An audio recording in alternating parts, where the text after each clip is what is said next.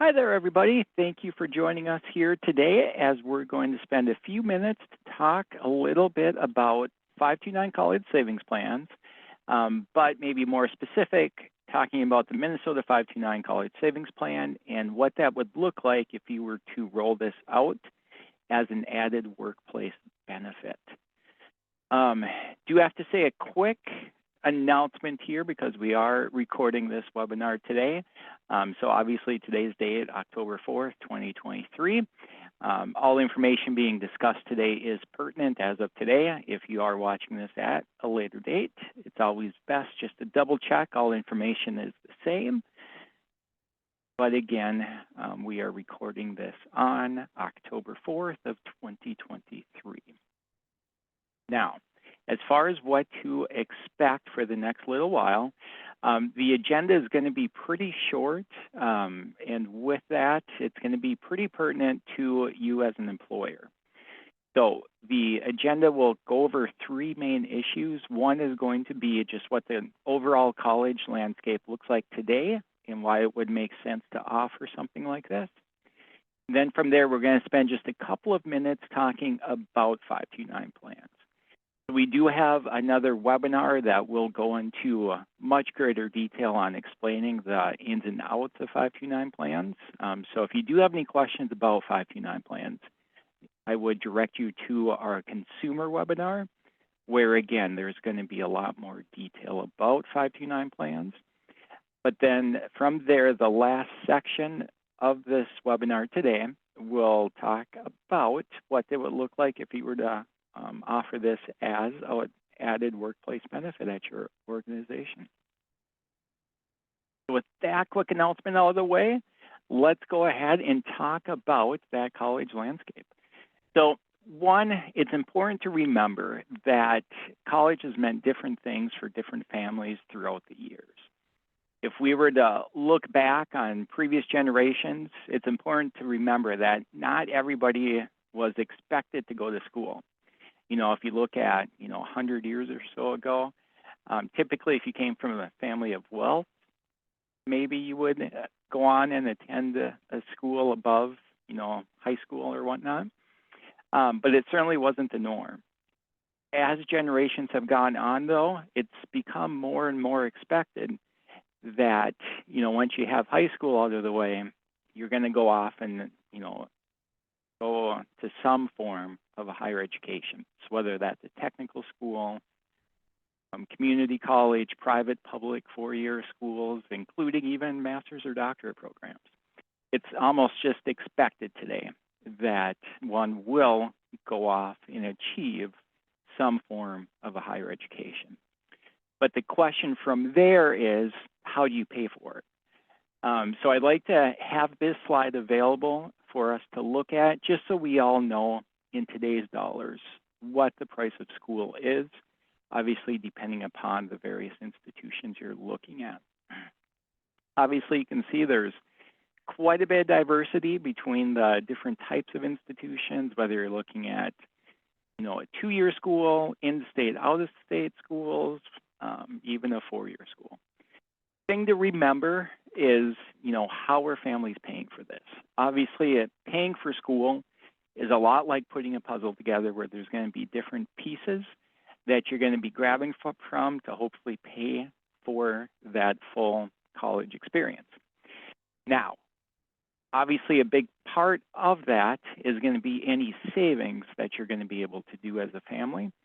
And that's going to be the most important thing to remember here. What you're doing if you decide to offer the 529 college savings plan as an added benefit is you're really doing two things.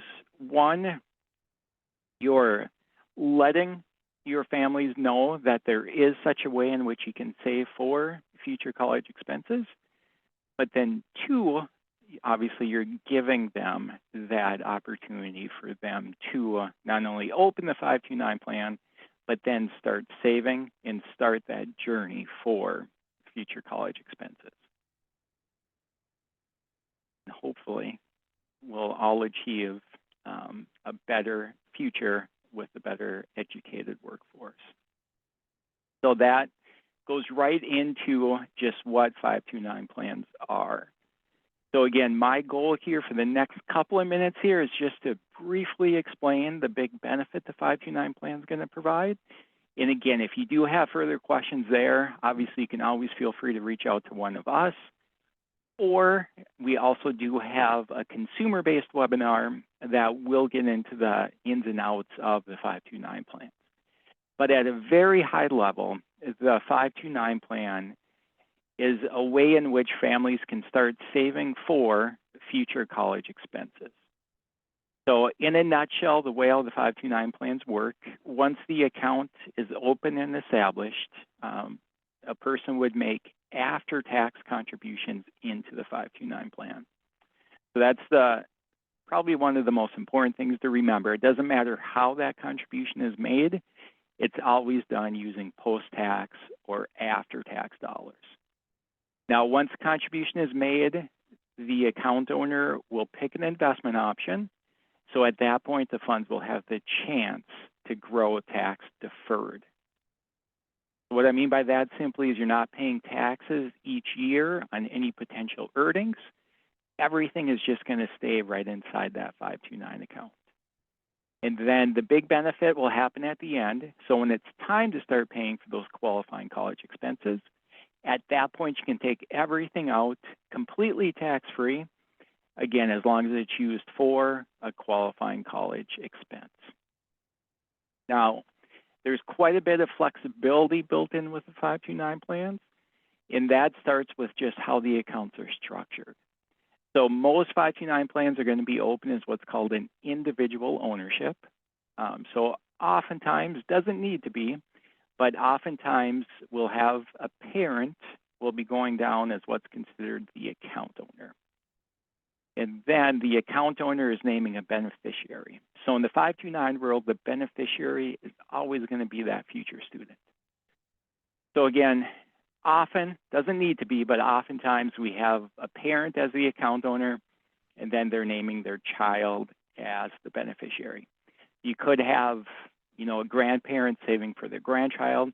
If you have employees who maybe have visions of going back to school, you could start saving for yourself. So you could have an individual be the account owner and the beneficiary. Either way, works. The one thing you'll want to remember there is the account owner is always in control of the assets, regardless of the age of that beneficiary or future student. So it's always going to be up to the account owner to decide when to take money out, how to invest it, what to take the money out for. So do keep that in mind, as the account owner is going to be in control of the account, which is going to give them just greater flexibility while that 529 account is established. Now, what can you use the money for? So when we talk about the qualifying expenses, it's important to note that, one, it's not going to be state-specific when it comes time to use the money. So you may be offering the Minnesota 529 College Savings Plan. Does not mean that your employees have to send their children to a Minnesota-based school. The funds can be used anywhere across the country. What we're looking for is the accreditation status of the school. So the school would need to be accredited. And then, assuming that school is accredited, you'd be able to take the funds out, again, completely tax-free, to help pay for tuition, certain room and board expenses, and any mandatory books, fees, or computers that are going to be necessary for class. So that's a high-level overview of the 529 plans. Again, I would recommend you look at our consumer webinar if you did have further questions about just how 529 plans work. Now let's spend a couple of minutes in discussing how you could roll this out as an added workplace benefit. So the first thing you'd want to consider is just the overall makeup of your workforce. Is there a particular maybe age group that your employees fall under, or life stage that they fall under? And that may determine, whether or not you would want to offer the 529 plan. Now, depending upon, your workforce, depending upon where most of their ages are, or again, their life stage, I can make an argument that it's going to make sense to offer the 529 plan. So again, maybe you have a younger workforce. Well, maybe they'd want to go off to school in the future, further their own education. So maybe they're going to be in a situation where they would open the account, list themselves as beneficiary, and start saving for themselves. Obviously, most individuals who I meet with, are going to be new families, maybe families with, varied ages worth of children. And for them, obviously, it's going to make sense to start thinking about those future college expenses. So we'll probably be meeting with a lot of those individuals to help their college savings journeys. And also, if you employ a lot of grandparents, remember this is a great product that grandparents can open and start saving for that next generation as well.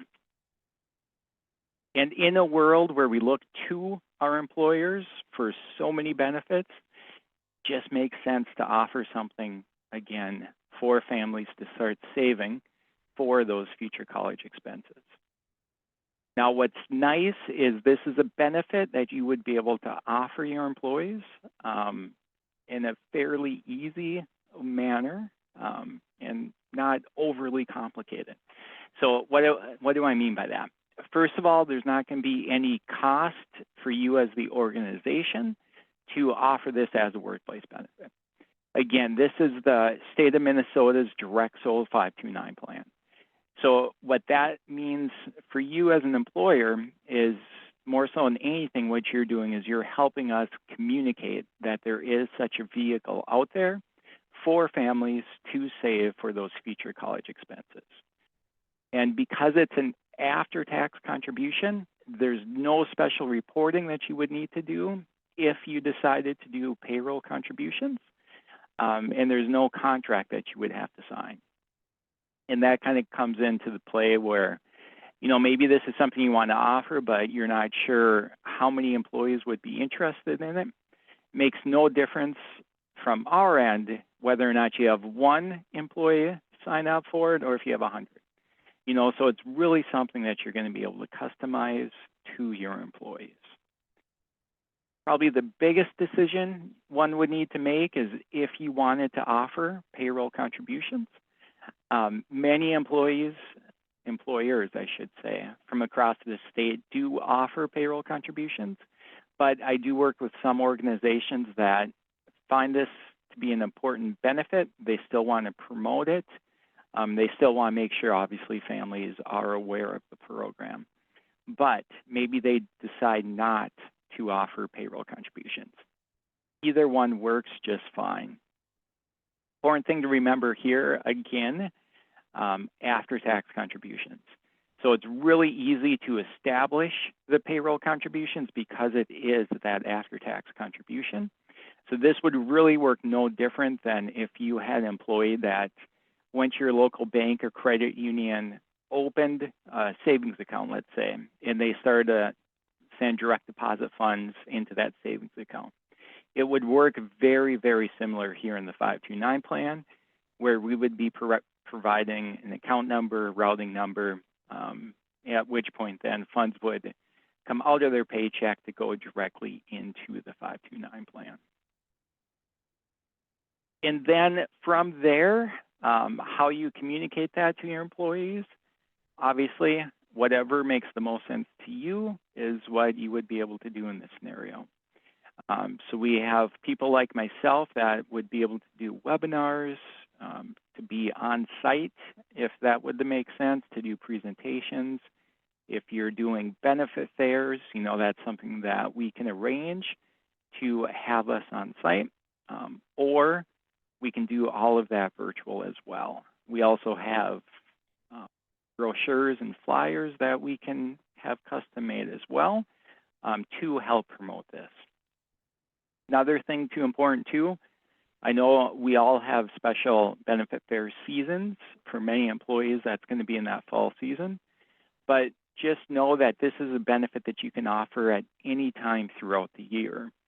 And the employees then can go to MNSAVES.org and open the account at any time during the year. So there's not a specific open enrollment season. And then for your employees, it's a really easy process as well to get the account established. Everything would be done on our website, so MNSAVES.org is where they would go to open the account, and then any management from there, again, would be on MNSAVES.org.